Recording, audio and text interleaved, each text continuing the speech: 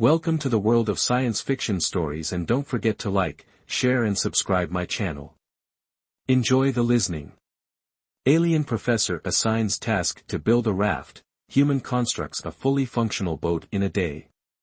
The vast domed ceiling of the Galactic Academy's survival training complex shimmered with a simulated twilight, casting a deep purple hue over the assembled students. The air was thick with the scent of damp earth and alien foliage. The ground beneath their feet, an uneven mixture of moss-covered stone and patches of soft humid soil. Overhead, glowing orbs floated lazily, mimicking the natural bioluminescence of the moon I-47, where their next test was designed to take place. Professor Zyler stood before the class, his four luminous eyes scanning the group with his usual unreadable expression. His elongated frame, draped in a ceremonial teaching robe that shimmered with shifting colors, was as still as a statue. Only the slow undulation of his secondary arms betrayed the excitement he likely felt. He was one of the most respected scholars in galactic survival sciences, having trained some of the best navigators, explorers, and strategists across known space. His methods were harsh but effective, and every student in his class knew that failure was not an option. Today's challenge, he announced in a deep, layered voice that resonated unnaturally, we test your ability to construct a viable means of transportation using only the resources available to you. You will be placed on the banks of the Eller Swamp, a volatile and shifting body of water known for its toxic currents, unstable terrain, and unpredictable wildlife. Your objective is simple: cross to the other side by sunrise. No advanced technology, no outside assistance. A murmur rippled through the gathered students. The Eldori swamp was infamous among survivalists. Its waters contained acidic pockets that could dissolve organic matter within minutes. Its dense fog was thick with spores that caused disorientation and hallucinations, and the creatures that lurked beneath its surface were opportunistic predators that rarely missed a chance to attack something that drifted too far from shore. Liam Palmer stood at the back of the group, arms crossed, observing the reactions of his fellow students. He had grown accustomed to the way aliens perceived humans, some with fascination, others with skepticism, and a few with outright disdain. He had spent the last year proving himself at the academy, enduring stares, whispered bets on his survival odds, and endless discussions about how humans, a species from an underdeveloped death world, had managed to secure a place in the prestigious program. He had never bothered correcting their misconceptions.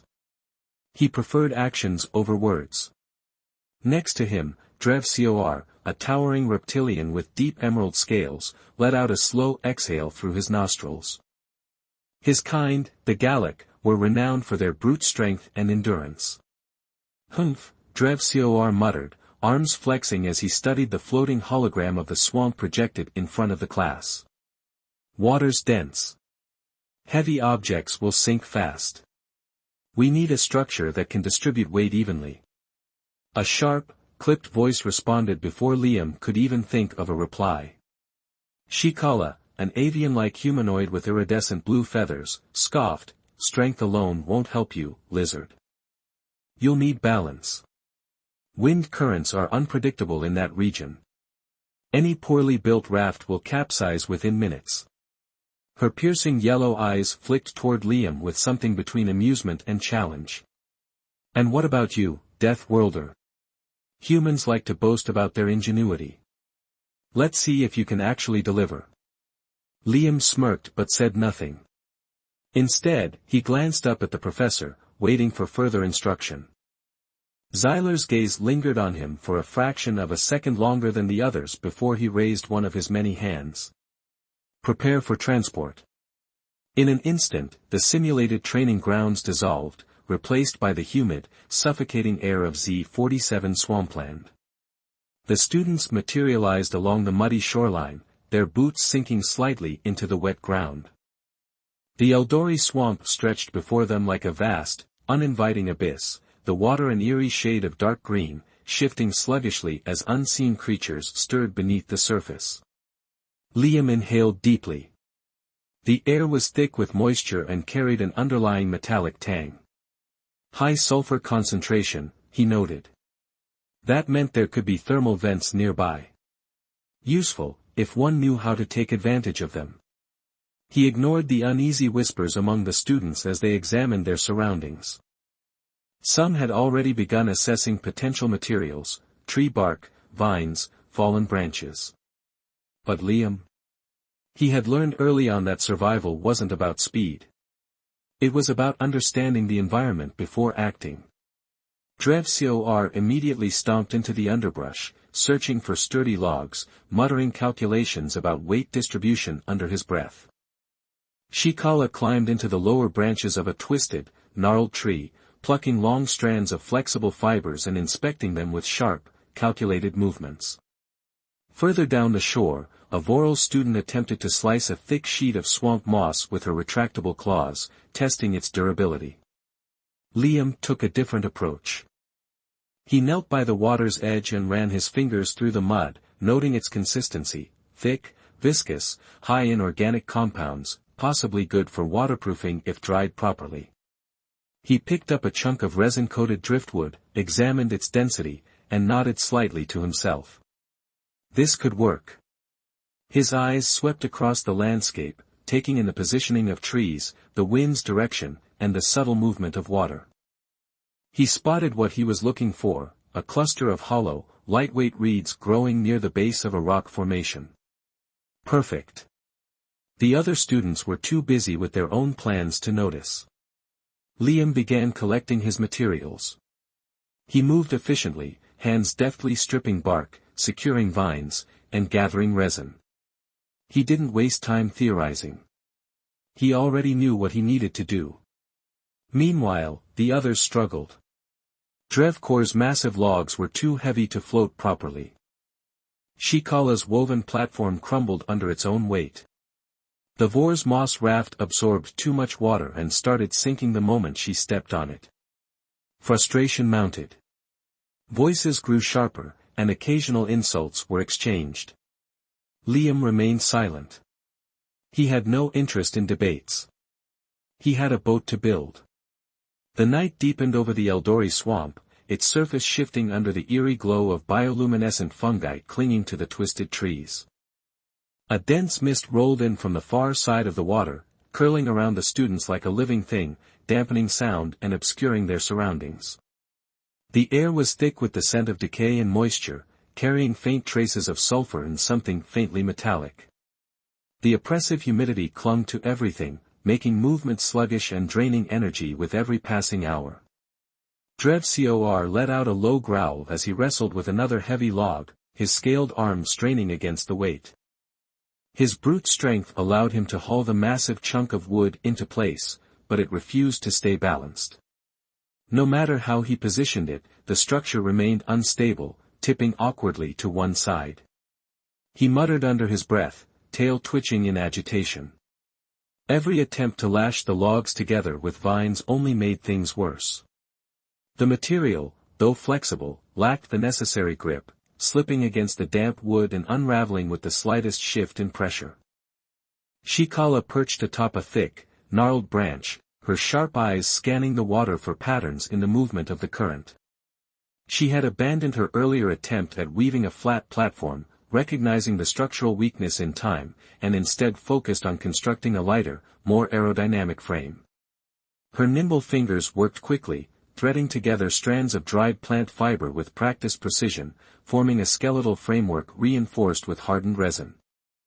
Unlike Drevcor, she prioritized agility over durability, aiming for something light enough to stay afloat yet flexible enough to adjust to the water's motion. A few paces away, Voral crouched low to the ground, her elongated fingers deftly slicing through thick layers of swamp moss. Her species relied on chemical reactions more than brute force or engineering, and she was attempting to create a bioreactive flotation layer by compressing the organic material and triggering a natural hardening process. She hoped to form a rigid, buoyant surface. The problem was stability. Every segment she tested warped under its own weight, cracking unpredictably or absorbing too much moisture. With each failure, her frustration grew, her iridescent skin pulsing in agitation. Liam barely registered their struggles as he worked. He had already gathered most of what he needed and was now focusing on assembly. His hands moved with practiced efficiency, securing each component with a level of precision that came from years of experience. Every decision was made with purpose: the placement of the flotation supports, the distribution of weight, the careful reinforcement of the joint points. Unlike the others, who were trying to construct rafts from single-layer designs, Liam had built a frame first, ensuring that the structure would hold together before adding the buoyant elements. His choice of materials set his work apart. The hollow reeds he had collected earlier formed the base of his flotation system, arranged in tight bundles and lashed together with dried plant fibers, reinforced with natural resin. The framework was reinforced with lightweight wood, selected specifically for its resistance to water absorption, while the joints were sealed with a paste-like substance he had crafted from mud and crushed mineral deposits. Every part served a function. Nothing was wasted. Nothing was left to chance. Time passed unnoticed as he worked, his focus unbroken by the sounds of frustration coming from the others. When he finally stepped back, inspecting his progress, he felt a rare sense of satisfaction. The skeletal hull of his boat was already recognizable, its shape designed for stability rather than simple flotation. He had constructed outriggers, secondary supports that would help balance the craft even in rough water, a design choice none of the others had considered. Cor, exhausted from his repeated failures, finally turned his attention toward Liam's progress. His golden eyes narrowed as he studied the structure, his frustration momentarily forgotten. "What are you building?" his deep voice rumbled in the still night air. Liam didn't look up. "A boat." Drev scoffed. The task was to build a raft. Liam smirked slightly, tightening a knot. "A raft is just a platform that floats. A boat is a raft that actually works." Shikala, having overheard, hopped down from her perch and strode over, arms crossed, her keen eyes flicking over the unorthodox design, noting the level of detail with grudging respect. "You've done this before," she said, more statement than question. Liam shrugged, adjusting one of the support beams. "Something like it." Vorel approached next, her curiosity outweighing her earlier frustration. She studied the way he had arranged the flotation devices, her fingers tracing the resin-coated joints. "Your method of waterproofing is effective," she admitted, her usually melodic voice edged with hesitation. "Primitive, but efficient."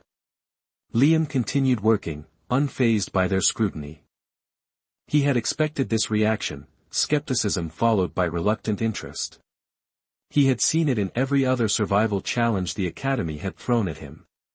The aliens in his class were brilliant theorists, but few had ever needed to rely on their own resourcefulness.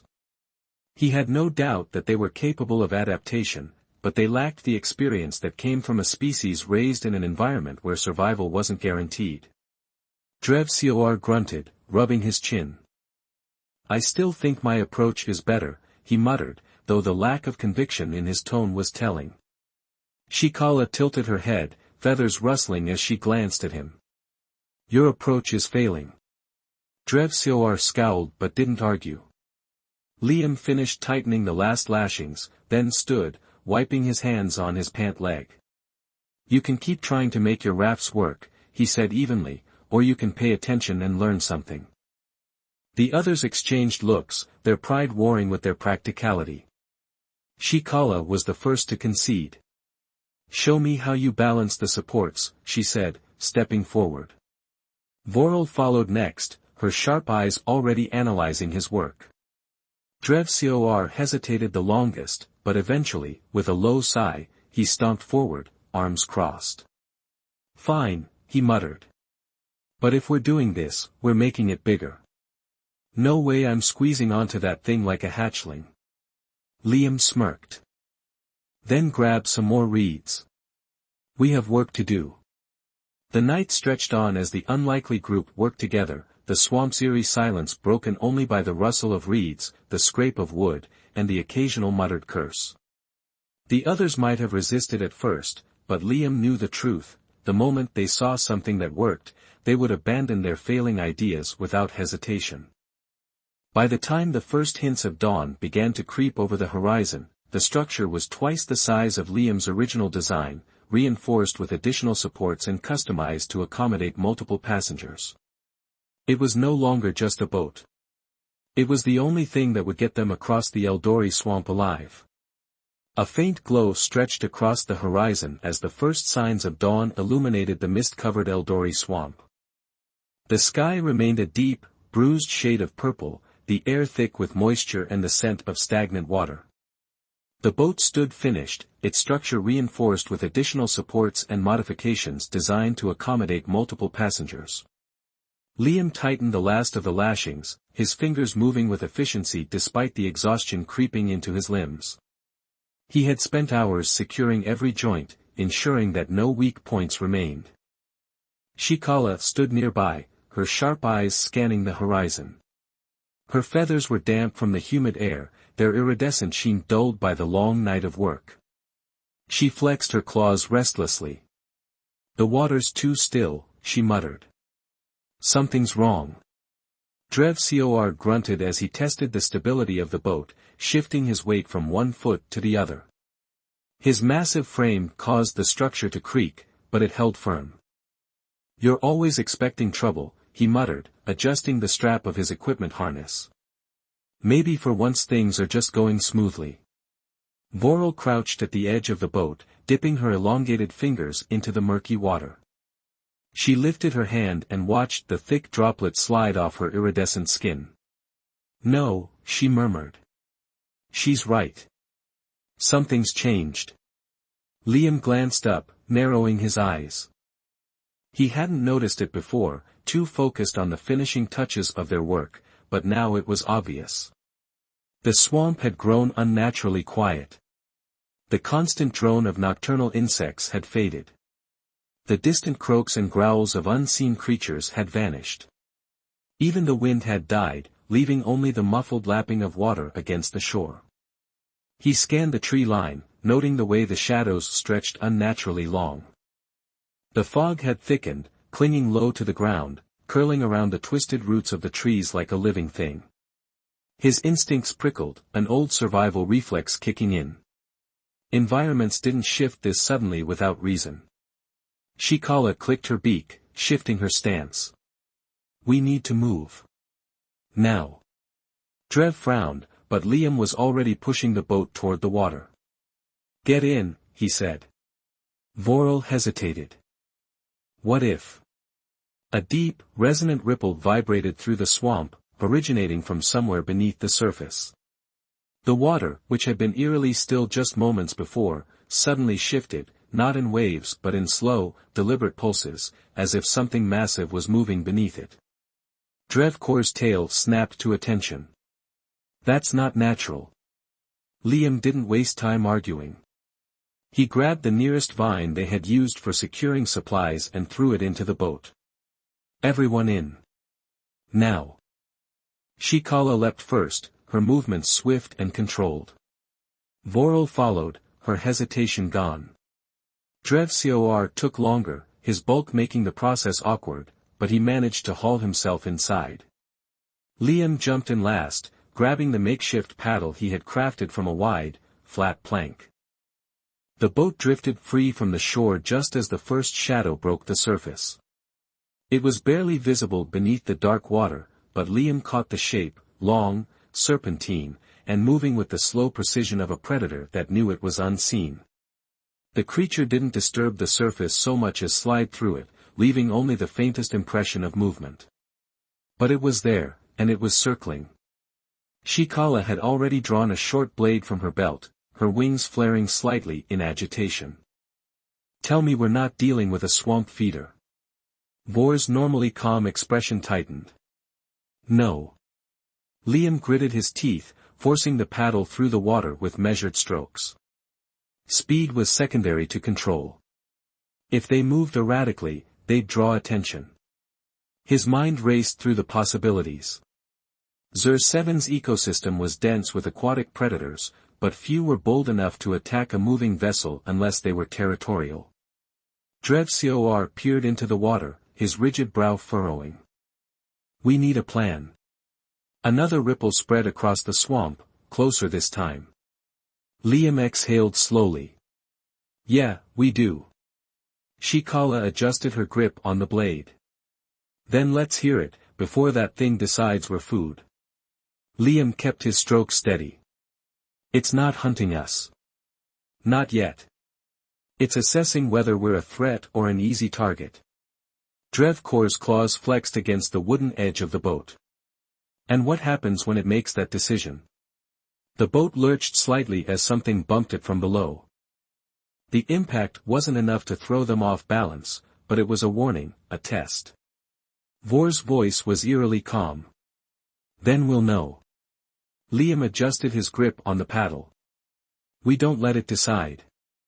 Drevsior narrowed his eyes. You have an idea? Liam nodded. Yeah, but you're not going to like it. Shikala let out a sharp breath. Trias. The boat trembled again as the creature's shadow passed just beneath the surface, circling closer. Liam set his jaw. We provoke it first. A silence stretched between them, punctuated only by the faint rhythmic sloshing of water against the hull. Drev's tail flicked. Explain. Liam's grip tightened on the paddle. Right now, it's testing us, trying to figure out if we're prey. If we keep moving like we're afraid, it'll make its choice soon enough. He met their gazes. But if we act like predators first, we change the dynamic. Shikala's feathers bristled.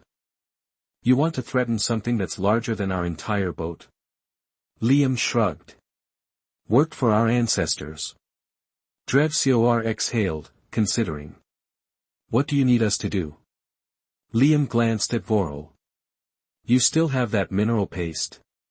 She nodded. Why? Because we're going to make a distraction. Another bump from below, stronger this time. The creature was getting impatient. Liam's heart pounded, but his voice remained steady. We coat the water with it. The chemical reaction should create enough of a sensory overload to confuse it for a few moments. Vorel nodded and reached into the supply pack, retrieving a handful of the paste she had crafted earlier. Shikala shifted position. And after that? Liam dipped the paddle into the water, adjusting their trajectory.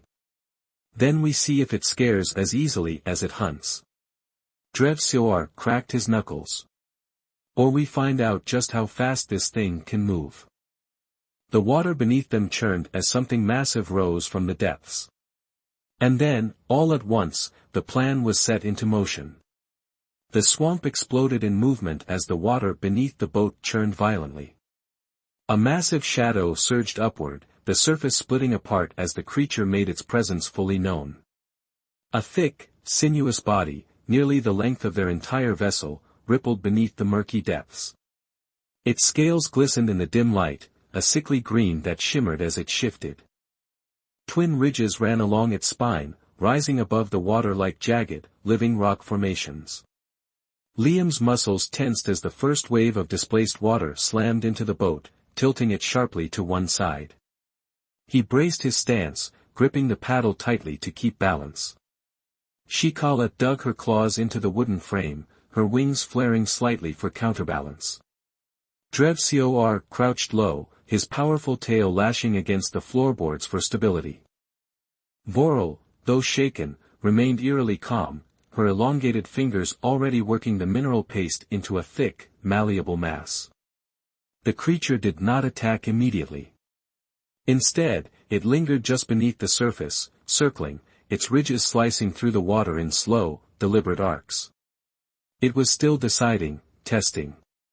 Liam exhaled slowly. Now. Vorel didn't hesitate. She flung a handful of the paste into the water, the pale substance dispersing in thick clouds.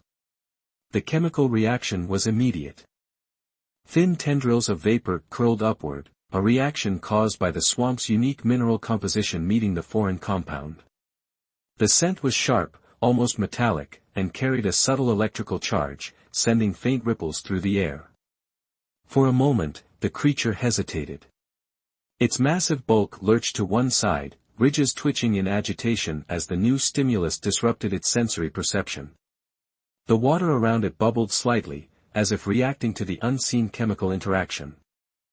Shikala's sharp eyes flicked toward Liam. It's confused, but not for long. Liam had already moved to the next step. He struck the surface of the water with his paddle. Hard. The sound echoed unnaturally in the dense atmosphere, cutting through the thick air like a gunshot. He struck again, another sharp, percussive impact. Predators reacted to rhythm, sound, aggression. Drevcor caught on immediately. He slammed his massive fist against the wooden hull, sending vibrations through the structure. Shikala followed suit, clicking her beak rapidly, creating a series of sharp, deliberate sounds. The pattern was unmistakable, a territorial challenge. The creature twisted suddenly, its ridges rising higher as it re-evaluated the situation.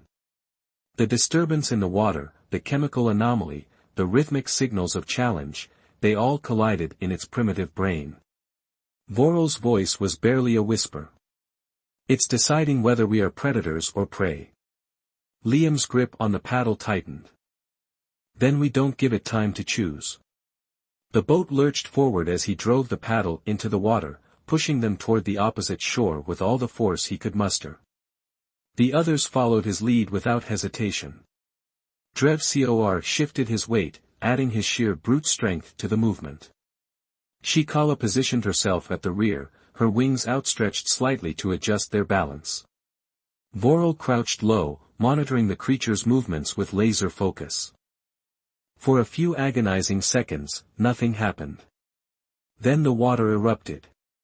The creature surged upward, its ridged spine breaking through the surface in a violent arc. Its head remained obscured beneath the murky depths, but its sheer size was undeniable.